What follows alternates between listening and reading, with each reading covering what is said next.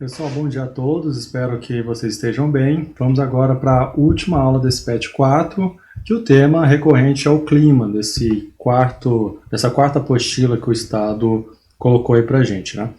Então, como a gente já viu na última aula, né, a diferença de tempo e clima seria um termo que, para definir as condições atmosféricas constantes de uma região, existe sim mudanças climáticas, só que essas mudanças climáticas elas vão num tempo mais distante, que levam décadas, né? Se bem que as últimas mudanças estão bem rápidas, né? Para quem é mais velho sabe disso. Então vamos ver os tipos de climas que existem no planeta. Então, começando pelos climas das altas latitudes, o que seriam altas latitudes? Seriam aquelas latitudes já próximas do ciclo polar, né? Ou então, pelo menos, pegando ali a parte mais próxima do polar mesmo. Então nós temos, primeiro, o clima polar, obviamente é o clima mais frio do planeta, né? Então nós temos uma variação de 30 e 50 graus, né? Às vezes quando está bem quente chega a menos 10 graus, nós falando 30 a 50 graus negativos, né? E a parte interessante é isso aqui, ó, que além da amplitude térmica ser alta, né? Porque realmente 20 graus de diferença de temperatura é algo, sim, considerado alto. A umidade do ar é elevada mesmo com baixa incidência de chuvas. E como assim? Como funciona? A umidade é alta, mas não chove? É porque é o seguinte, para chover, o que acontece? Você tem uma quantidade de água presente numa molécula de ar, né, no estado a vapor. Eu fiz um esqueminha aqui no Paint, cadê? Tá meia boca, mas dá para vocês entenderem. Digamos que isso aqui é uma molécula de ar.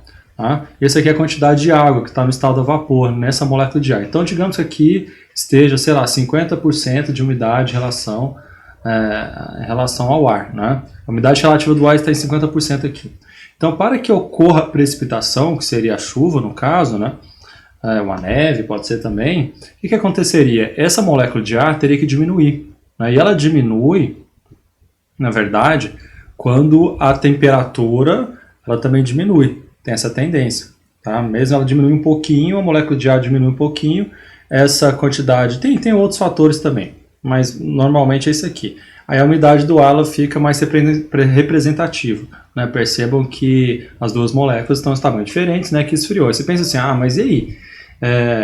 Mas tá de menos 30, foi para menos 50, então quer dizer que vai ocorrer precipitação? Nem sempre, porque é tão frio, é tão congelante o estado, que às vezes ela continua o quê?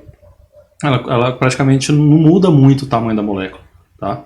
Ela não muda muito, mesmo tendo uma variação de 20 graus. Então por isso que chove muito pouco lá. Tá? Bom, então onde nós encontramos esse clima? Lógico, em regiões polares, como Groenlândia, norte do Canadá, Alasca, na Antártida, né? Nessa região aqui, ó, que está em azul escuro, tá? Pega essa região aqui. No caso da Antártida, clima polar também, mas lá você tem ventos secos constantes, tá? Ventos secos constantes. Então, assim, a umidade do ar ela não prevalece, não. Ela venta muito, tem essa diferença. A maior parte aqui da parte, digamos assim, do Ártico, digamos, do clima polar, já é uma parte mais oceânica, tá? Aqui tem continente na Antártida, tem terra debaixo aí de quilômetros de gelo, tá? Então, assim, já tem umas diferenças aí. Tá?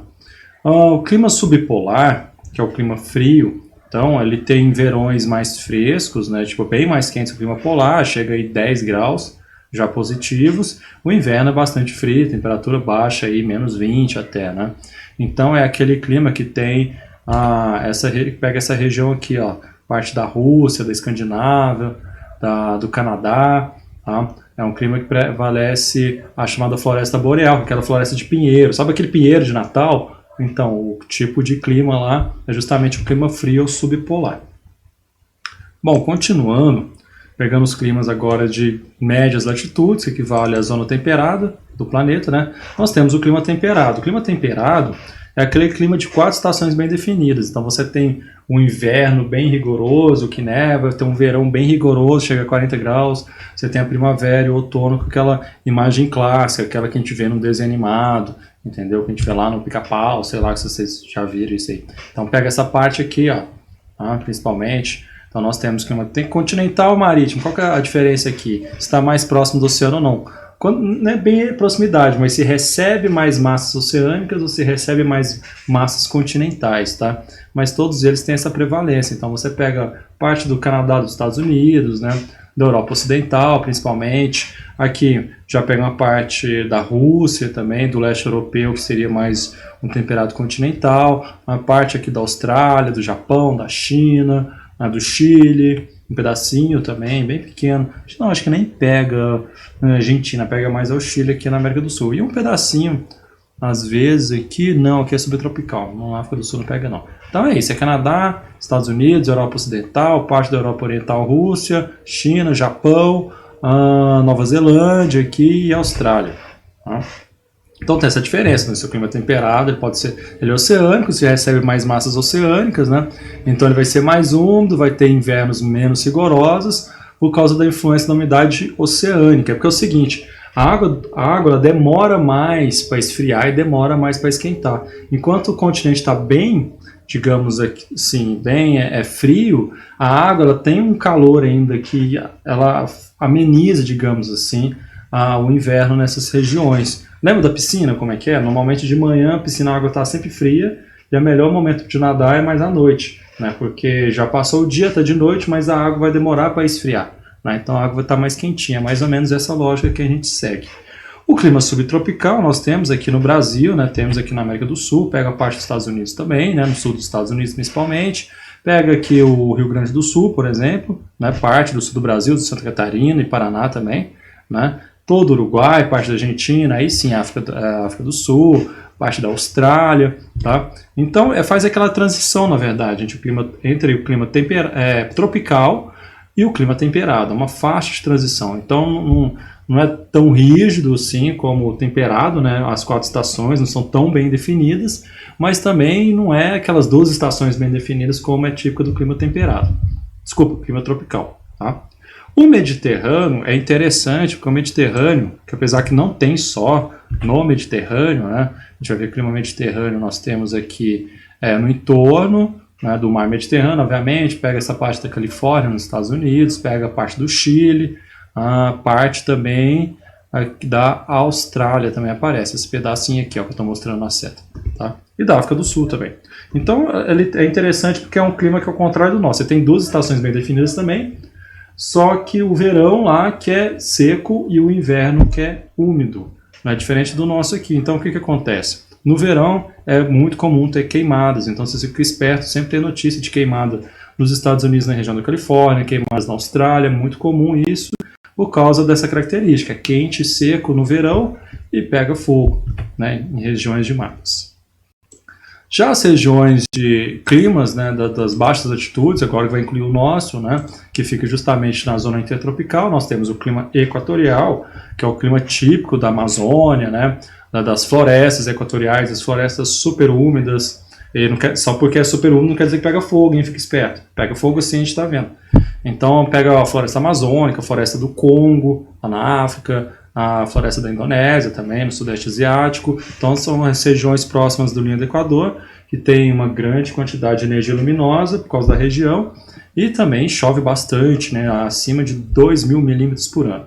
O clima tropical, né, que pega a maior parte aí dessa zona intertropical, na verdade, né, que é o clima que nós estamos, ele tem suas divisões. Né? Então nós temos aquelas regiões mais influenciadas pela maritimidade, vão ser mais úmidas, e as regiões mais influenciadas pela continentalidade vão ser mais secas. O caso nosso, nossa região, ela é mais influenciada pela continentalidade, por isso que nós estamos no clima tropical típico. Tá? Já a região da Mata Atlântica, por exemplo, é uma região de clima tropical úmido. Tá?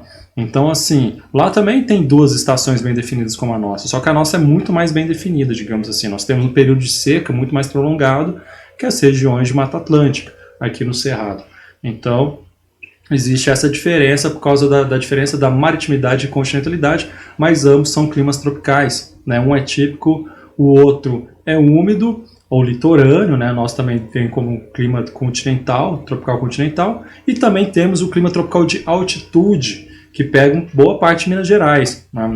Alguns livros, vocês vão ver a classificação, a nossa região aqui, acima de 800 metros de altitude, nós estaríamos no clima tropical de altitude. A maioria dos dos livros trazem isso. Outros já trazem que nós recebemos uma influência maior de massa e pela nossa característica do clima tropical típico mesmo. Mas varia nisso aí. Tá? Se a gente for pensar em altitude, Araguari tem 1.000 metros de altitude. Né?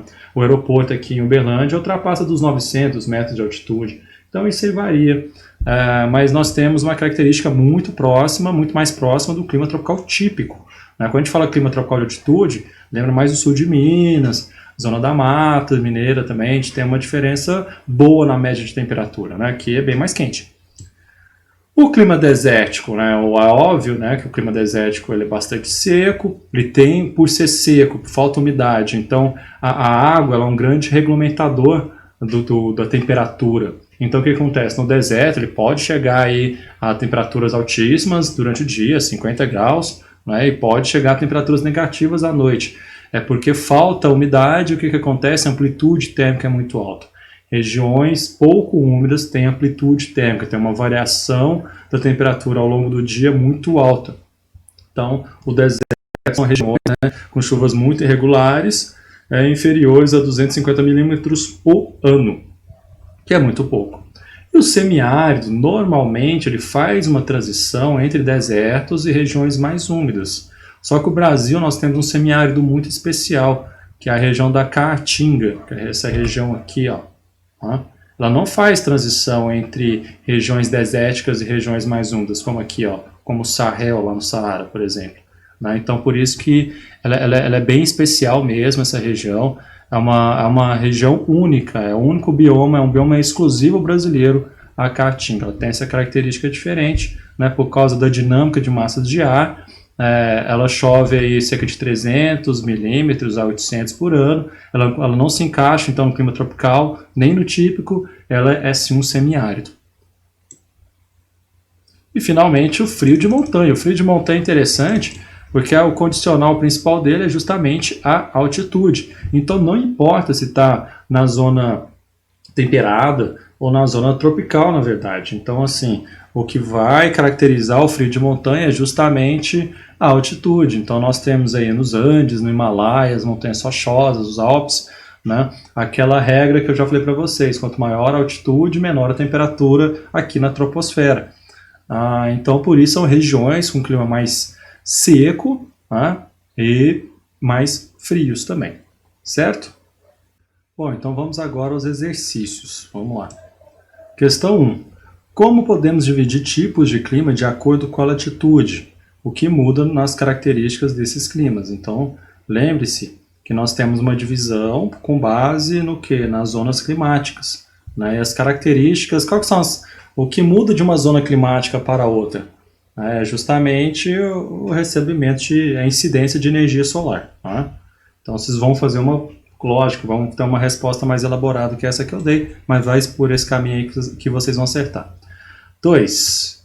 Ocorre em regiões de latitudes elevadas, próximas aos ciclos polares ártico e antártico. Já ajudou pra caramba, né? Já eliminou quase tudo, né? São poucos tipos de clima nas regiões polares ali, em altas latitudes, onde, por causa da inclinação do eixo terrestre, há grande variação na duração do dia e da noite, e, consequentemente, na quantidade de radiação absorvida ao longo do ano.